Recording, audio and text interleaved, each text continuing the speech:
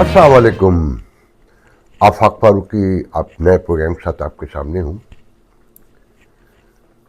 कल रात जो आर्मी चीफ की, कल रात से मतलब है कि न्यूयॉर्क की रात की बात कर रहा हूँ। पाकिस्तान में तो अर्ली मॉर्निंग हो रही थी उस वक्त जब मैंने वीडियो अपलोड किया था। तो आर्मी चीफ की खबर पर जो पाकिस्तान में, इसे मैंने ब्रेक की इसलिए नहीं की कि मैं कोई बहुत अजीम जर्नलिस्ट हूँ। आपके यहाँ बैन है, इस विज़िट के हवाले से ISPR का नोटिफिकेशन है तमाम मीडिया को कि ख़बरदार, होशियार, हमारी मर्ज़ी के बगैर एक लाइन नहीं जाएगी, जो हम रिलीज़ करेंगे बस वही जाएगा। तो किसी ने तवज्जो भी नहीं दी। जब ये सूरत हाल हो कि अपनी मर्ज़ी से आप बोल भी ना सकते हो, बयान भी ना कर सकते हो और सुनने पर भी पाबंदी हो, तो फिर क्या कर सकते हैं। तो मेरे कुछ दोस्तों ने बड़ा एतराज़ भी किया कि मैंने बहुत तारीफ़ की है। मैंने कोई तारीफ़ नहीं की, जो वो वहाँ पर हुआ वो मैंने बयान किया। अगर मैं उस पर साथ में अपने तबसे भी देता तो वो वीडियो बहुत तवील हो सकता था, जो मैंने आज के लिए संभाल रखा था। ये दिसंबर वो के तो आशिकों का महीना है ना, कि जो कहते हैं कि इस दिसंबर के आखिरी अशरे में, इस दिसंबर के आखिरी अशरे में हम बैठ कर तन्हा किसी वीरान गोशे में, हम बैठ कर तन्हा किसी वीरान गोशे में हवा को दुख सुनाएंगे, हवा को दुख सुनाएंगे, तुझे भूल जाएंगे। हो सकता है आशिक भूल जाते हो, मगर सच्चे आशिक भी महबूब को भी नहीं भूलते। हमारे दुख तो फ़र्द के, एक आशिक के का हिजर या फ़ुरक़त नहीं है, ये बहैसियत कौम एक ऐसा दुख है, अजीम है, कि जिसे तारीख़ सही मायनों में बयान कर सके तो कर सके। हम और आप तो बहुत बेहिस निकले। 3 बड़े अजीम सानियात, किसी कौम में अगर 3 बड़े सानियात एक साथ पे दर पे पेश आ जाएं, तो उनके जीने का, उनके सोचने का, उनके रवैयों का अंदाज़ क्या होना चाहिए, ये फ़ैसला भी शायद तारीख़ ही करे, या तारीख़ जो पहले से मौजूद है उन कौमों के रवैयों के बारे में, जिसकी रिसेंट मिसाल जर्मनी है, जापान है और बहुत से मुल्क हैं। और हमने कुछ नहीं सीखा। पहला सानिया, सानहे मशरक़ी पाकिस्तान, कितनी आसानी से हमने उसे खुद से काट डाला। कभी सुना आपने कि अपनी औलाद को अगर वो कहीं कमज़ोर हो, बीमार हो या शुबा हो, हमें तो शुबा ही था ना, उन्होंने साबित कर दिया कि वो ना बीमार थे, ना वो कमज़ोर थे, और ना वो आपसे कहीं किसी तौर पे भी कम थे, आपसे ज़्यादा थे, शऊर में, अक्ल में, मैनेजमेंट में, ज़िंदगी के हर शोबे में उन्होंने साबित कर दिया। मगर हमने काट कर फेंक दिया और उससे कोई सबक भी नहीं सीखा, शर्मिंदा भी नहीं हुए, हमने अपना एहतिसाब भी नहीं किया। फिर आर्मी पब्लिक स्कूल, वही 16 दिसंबर, सेम डे। मतलब इंसानी तारीख में मुझे तो नहीं याद पड़ता। ये तो है कि हलाकू ने बगदाद में सरों के मीनार लगा दिए थे, मगर बच्चों की इतने बड़ी तादाद में अल्फाज नहीं है मेरे पास कि उन्हें भून डाला गया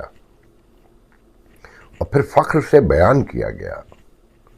उसके मुल्ज़िमों को सज़ा देना तो बड़ी दूर की बात, उसके मुल्ज़िमों को छोड़ा गया, उन्हें बाहिफाजत मुल्क से निकाला गया, और जिनकी जिम्मेदारी थी, फ़र्ज़ था हिफाजत का, उन्होंने उन बच्चों के माँ बाप पर कदगरें लगाईं, उन्हें धमकियाँ दी, उन्हें डराया, उन्हें धमकाया।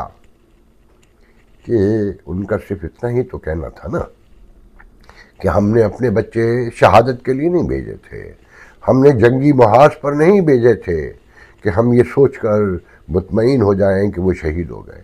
ہم نے انہیں اسکول بھیجا تھا، پڑھنے بھیجا تھا، علم و شعور آگہی کے حصول کے لیے بھیجا تھا. مگر جو اس سب کے ذمہ دار ہیں وہ ترقیاں پاتے رہے، وہ پلاٹ لیتے رہے، وہ جزیرے بناتے رہے اور وہ ظلم کرتے رہے. پھر اس سے بھی پہلے، اس سے بہت پہلے 14 دسمبر 1986 کو سانحہ علی گڑھ ہے، جس میں پہلے دو قومی نظریے کی دھجیاں بوٹیاں ڈھاکہ میں اور مشرقی پاکستان میں بکھیری گئیں، اڑائی گئیں اور دریا برد کی گئیں. سانحہ علی گڑھ جب کراچی میں ہوا تو ثابت کر دیا کہ دو قومی نظریہ جھوٹا تھا، فراڈ تھا، دھوکہ تھا اور مکمل دھوکہ تھا، جس میں ہندوستان کے مسلمانوں کو برباد کرنے کی ایک عالمی سازش کا حصہ بنے بر صغیر کے رہنے والے مسلمان. میں نے وہ حادثہ کور کیا ہے. 3 زندہ لوگ وہاں پر اس حادثے کے اختتام سے بھی پہلے پہنچے تھے. ایک مولانا عبدالستار ایدھی، ایک زرار خان اور ایک آفاق فاروقی. ہم نے وہ آگ دیکھی تھی جو ہالی ووڈ کی فلموں میں کبھی دیکھی تھی، جس میں لوگ اشارے کر کے بتا رہے تھے کہ اس میں میرا پوتا جل رہا ہے، اس میں میری بیٹی جل رہی ہے اور اس میں میرا بیٹا جل رہا ہے، اور یہاں میری بہو کی ابھی تک چیخوں کی آواز آ رہی تھی. اور 14 سے 18، 20، 22 سال کی لڑکیاں درجنوں کی تعداد میں ننگے سر، بکھرے بال اور پھٹے ہوئے گریبانوں کے ساتھ کھڑی تھیں، جن کے سینوں پر، پستانوں پر مردوں کے، وحشی جانوروں کے ناخنوں کے نشان تھے. جب اس علاقے کے لوگوں نے ایدھی کی گاڑی دیکھ کر روکا اور ایدھی کو گریبان سے پکڑ کے اتارا تو ایک بوڑھے نے کہا کہ ایدھی دیکھ، یہاں میرے بچے کیسے جل رہے ہیں. اس میں میرا پوتا جل رہا ہے. تو ایک بوڑھی بولی کہ یہاں میرا بیٹا جل رہا ہے. تو ایک عورت چلائی کہ اس میں میری بہو بھی شامل ہے. اور ایک نوجوان بچی کہتی ہے میرے سارے بہن بھائی جل کر مر گئے. تو ایدھی حقارت سے ہماری طرف دیکھ کر کہتے ہیں کہ ان کو بتاؤ نا، یہ بتائیں نا لوگوں کو. پھر خود ہی کہتے ہیں کہ ان کو کیا بتانا، BBC کو بتاؤ. یہ سارا کارنامہ وہ مجاہد اسلام، وہ ISI کا بانی اور جو خطے میں غزوہ ہند کا سربراہ، میں اس کا نام لیتے ہوئے بھی مجھے غصہ چڑھتا، اس کا نام تھا گل حمید. اس نے یہ سب ڈیزائن کیا تھا، جو جاننے والوں کو سب کو پتا ہے کہ MKM کو جانے انجانے میں، مجھے نہیں پتا کہ MKM، میں کوئی الزام نہیں لگا سکتا کہ MKM کو بھی احساس نہیں تھا کہ ان کے ساتھ کیا کھیل ہو گیا ہے، کہ اسے بلڈ کرنے کے لیے، پیپلز پارٹی کو مارجنلائز کرنے کے لیے، جماعت اسلامی کو سبق سکھانے کے لیے، کراچی سے قبضہ چھڑانے کے لیے یہ واقعہ کیا گیا. اور آمنے سامنے رہنے والے کلمہ گو نے، جو جن کے بارے میں ابھی تک یہ کہا جاتا ہے اور یہ گمان اور یہ وہم ہے کہ مسلمان انسان سے بڑا ہوتا ہے، روز بتایا جاتا ہے میڈیا سے لے کے ہر جگہ کہ ہم مسلمان ہیں، ہم مسلمان ہیں، ہمیں یہ نہیں کرنا چاہیے. مگر وہ کون سا ظلم ہے، وہ کون سا جبر ہے، وہ تم نے نہیں کیا. وہ کون سا جبر ہے؟ وہ آج کسی کا کارٹون دیکھ رہا تھا کہ ایک مرغی ہے جو انڈے دے رہی ہے، ایک پہ لکھا ہے طالبان، ایک پہ لکھا ہے Afghan Taliban, T T P اور تحریک انصاف، نواز شریف، سب پارٹیاں. اور پھر نیچے لکھا تھا کہ یہ مرغی کہاں سے آئی ہے جو اتنے انڈے دیتی ہے. مگر وہ مرغی باز نہیں آئی ابھی بھی. کاش کل جب وہ $1 ٹریلین اکانومی کی بات کر رہے تھے 2030 میں اور 2047 میں G10 کی بات کر رہے تھے، بالکل ایسے جیسے کوئی پرائم منسٹر بولتا ہے، جیسے کوئی وزیر خزانہ بات کرتا ہے، اور ان کا کانفیڈنٹ بتانے والے بتاتے ہیں کہ ان کا کانفیڈنس ایسا تھا کہ جیسے ایک بہت بڑے پراسپیکٹ ملک کے سربراہ کا ہوتا ہے، جہاں خوشحالی، ترقی، امن، سلامتی کے سمندر بہہ رہے ہیں، اور عام آدمی ڈبکیاں لگا رہا ہے اس میں، مطمئن و مسرور ہے، وہاں کوئی مشکل نہیں ہے، کوئی پرابلم نہیں ہے، کسی سنگین مسئلے کا سامنا نہیں ہے۔ وہ جو لوگوں سے یہ کہہ رہا تھا کہ یہ مت دیکھو کہ ملک نے تمہیں کیا دیا، تم یہ بتاؤ کہ ملک کو تم نے کیا دیا، کتنا لوگے، کتنا خون لوگے۔ اور تو کسی نے آج لکھا ہے اسی پروگرام پر، یوٹیوب پر، کہ ملک ہوتا تو کچھ دیتے نا، پہلے ملک تو دکھاؤ کہ وہ ملک کہاں ہے۔ ملک تو کہیں نہیں ہے نا۔ آج ملک کو جن مسائل کا سامنا ہے اور جو عوام الناس کہہ رہے ہیں، اسے غور سے پڑھو نوشتے دیوار کو، دیکھو، شاید تمہاری سمجھ میں آ جائے، شاید کوئی بچت کا راستہ پیدا ہو سکے۔ $1 ٹریلین اکانومی کی بات کرتے ہو، اس دہشت گردی میں جہاں منظم ترین دنیا کی فوج، ایٹمی فوج، جس کے جوان 25 کی تعداد میں ایک ہی واقعے میں مارے جاتے ہو، اس دہشت گردی میں گہری سے گہری ہوتی سیاسی تقسیم، جس میں تم جمہوریت کو تماشا بنا دو، پہلے سے پرائم منسٹر ڈکلیئر کر دو، کیونکہ تم نے تو پپٹ چاہیے نا، کیونکہ وزیر اعظم تو تم ہو، اور پھر بکھرا ہوا اسٹرکچر، ٹوٹے ہوئے ادارے، ہر طرح شترے بے مہار، چھوٹے چھوٹے مافیاز، ان کی موجودگی میں تم $1 ٹریلین کی اکانومی لاؤ گے۔ دھوکہ دینے والے وزیر جو $200 بلین کی ایکسپورٹ جو ہے اگلے چند ماہ میں بتا رہے ہیں، گیس کا جو ریٹ ہے اور بجلی کا، وہ ہندوستان سے کم ہے، زیادہ ہے سری لنکا سے، بنگلہ دیش سے، سراؤنڈنگ میں، یا ملائیشیا سے، انڈونیشیا سے، تائیوان سے، ہانگ کانگ سے۔ جو کمپیوٹر بناتے کیا ہو، کاٹن، وہ بھی کتنی رہ گئی ہے، وہ بھی اب تم خریدتے ہو، کیونکہ تم نے اور تمہارے لائیو اسٹوڈیو نے وہاں ساری بہت بڑے تعداد میں شوگر ملز کھڑی کر دی اور کاٹن ختم کر دی، وہاں گنا اگتا ہے، اور اب تم $2 بلین کی کاٹن خریدتے ہو۔ معلوم ہے نا، تم $1 ٹریلین کی اکانومی کی بات کرتے ہو، تمہیں احساس ہے کہ عام آدمی کس بے طرح پریشان ہے۔ 75 سال سے یہ فسانے، یہ قصے، مجھے 42 سال تو مجھے ہو گئے سنتے ہوئے کہ ہر حکمران جس کا دورہ کبھی ناکام نہیں ہوا، جس کا دورہ کبھی ناکام نہیں ہوا، اور وہ ترقی، خوشحالی کے پیغامات لے کر جاتا ہے، اور اس کے بعد معاملات اور خراب ہو جاتے ہیں، پھر وہ ایک نئے دورے پہ جاتا ہے، پھر ترقی خوشحالی کے نعرے لگتے ہیں۔ یہ جھوٹ کب تک بولو گے، اور کس سے بول رہے ہو؟ اپنی نسلوں سے آنے والی سے۔ قبرستان تو تمہارا بھی وہی ہے نا۔ یہ جو سیاسی تقسیم ہے اور اس کے ساتھ پڑوسیوں سے جو لڑائی ہے، جنگ ہے، تم کہتے ہو کہ اسٹاک ایکسچینج نے ریکارڈ ترقی کی ہے۔ معلوم ہے تمہیں وہ جوا خانہ ہے، جوئے کا اڈا ہے، جواری بیٹھے ہیں، جن کی ہر ایک کی تصویر میں نے ہر جانے والے آرمی چیف کے ساتھ اور آپ کے ساتھ بھی دیکھی ہے، اور وہ نیم جواری ہیں۔ کیا ہے وہ؟ نیم جواری۔ وہ جب چاہیں گے بٹھا دیں گے۔ وہ کہتے ہیں نا، فیض صاحب کا ہے کہ موت کا دھندا باقی ہے، جب چاہیں گے نپٹا لیں گے۔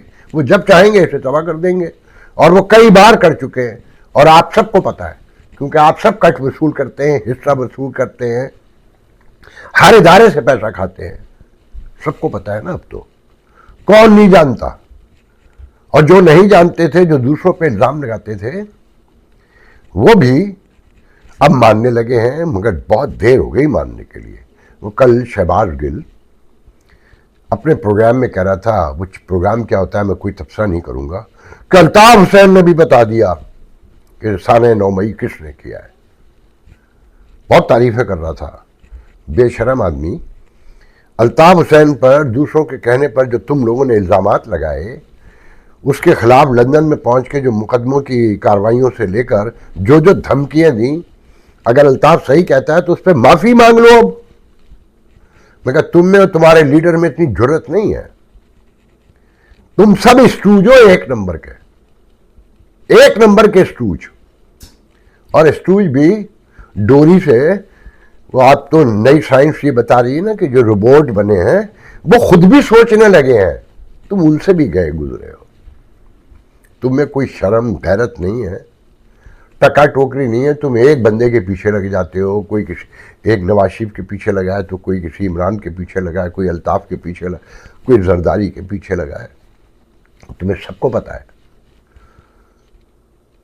کہ سب کو وہ لائے ہیں, ایک ایک کو چن چن کے وہ لاتے ہیں. اور جب وہ لوٹ کھسوٹ کر کے بھاگنے لگتے ہیں, دوڑنے لگتے ہیں, یا تم انہیں بھگانے لگتے ہو تو الزام عوام پہ دیتے ہو کہ ان کو تو آپ نے چوز کیا تھا. کیوں جھوٹ بولتے ہو, کیوں دھوکہ دیتے ہو؟ یہ تماشا بن گئی یہ ریاست, بخدا لٹرلی تماشا بن چکی ہے.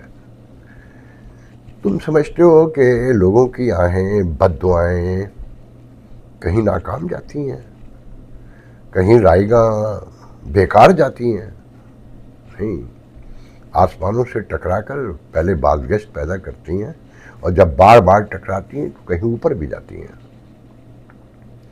یہ جو سب کچھ آپ کے سامنے ہے نا, یہ سانحۂ مشرقی پاکستان میں جو بے یار و مددگار مارے گئے تھے, جن کی عزتیں لوٹی گئی تھیں, جن کے خاندان ختم کر دیے گئے تھے, وہ سانحہ علی گڑھ جس میں 780 لوگ بے شرمی اور بے حیائی سے آپ نے اپنے پولیٹیکل انجینئرنگ کے لیے اور مقاصد کے لیے بے بہا قتل کیے اور بے دردی سے قتل کیے. ان کے گھروں کو جلایا, ان کو زندہ جلا ڈالا.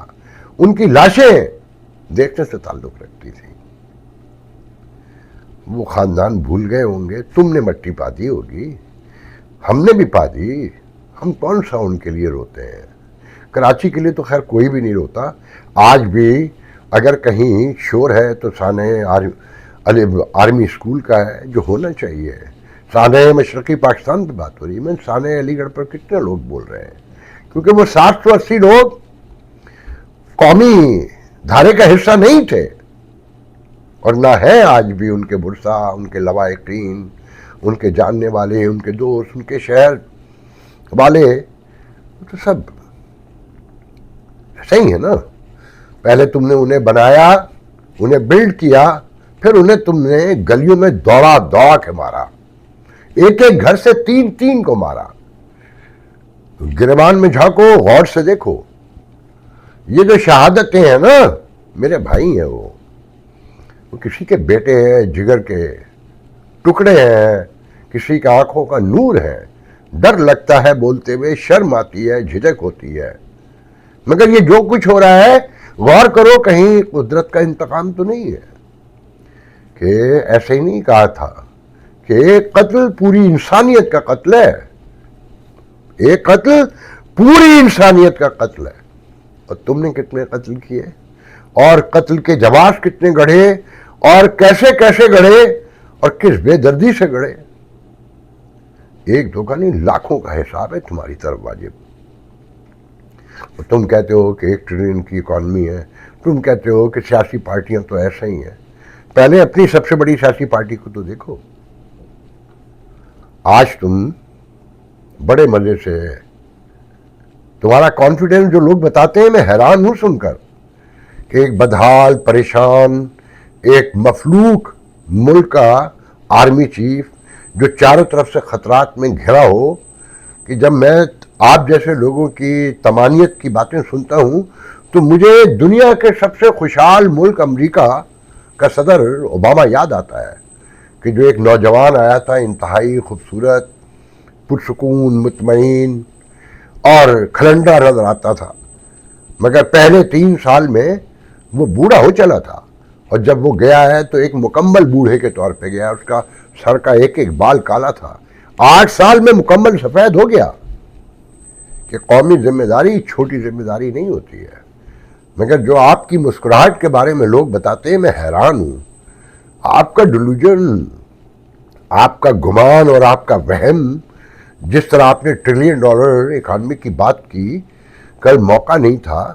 آپ نے $78 ارب تو ابھی آنے والے 2 سالوں میں 2.5 سالوں میں واپس دینے ہیں آپ کے پاس. وعدہ ہی ہے نا ہر طرف کہ کہ 25 میں یہ 25 بلین میں یہ بیچ دیں گے، 2 بلین میں وہ بیچ دیں گے، 6 بلین میں. کتنا بیچو گے؟ کب تک بیچو گے؟ یا تو تم لوٹ کر کھا گئے ہو یا تم نے بیچ ڈالا ہے. بند کرو یہ جھوٹ.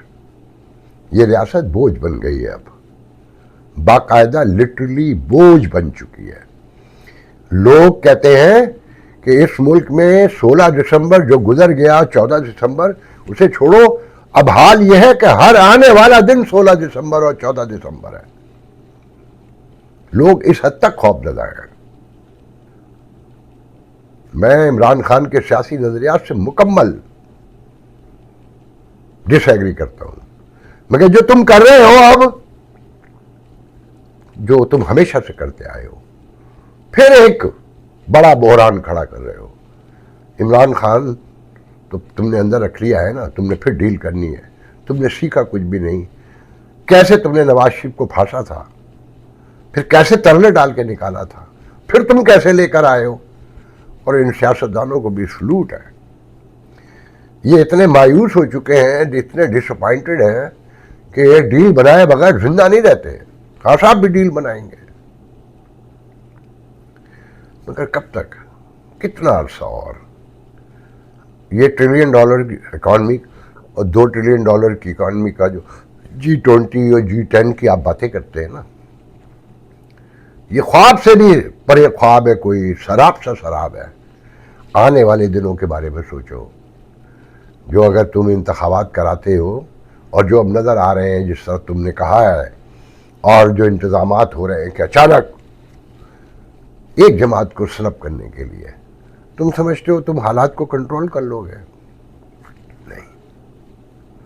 قدرتی آفات سمجھتے ہو نا، جو عوام کا سیلاب ہوتا ہے، عوام کا اشتعال ہوتا ہے، وہ قدرتی آفات کی طرح ہوتا ہے، جو امریکہ کے کنٹرول میں بھی نہیں ہے، اور ابھی جرمنی، فرانس اور دنیا کے کسی ملک کے کنٹرول میں، کسی ٹیکنالوجی کے کنٹرول میں نہیں ہے. اسے آنا ہوتا ہے، بس وہ آ کے رہتا ہے. ہو سکے تو غور کرنا، ناراض ہونے کے بجائے، انتقام لینے کی سازش تیار کرنے کے بجائے غور کرنا ان باتوں پر. اللہ حافظ.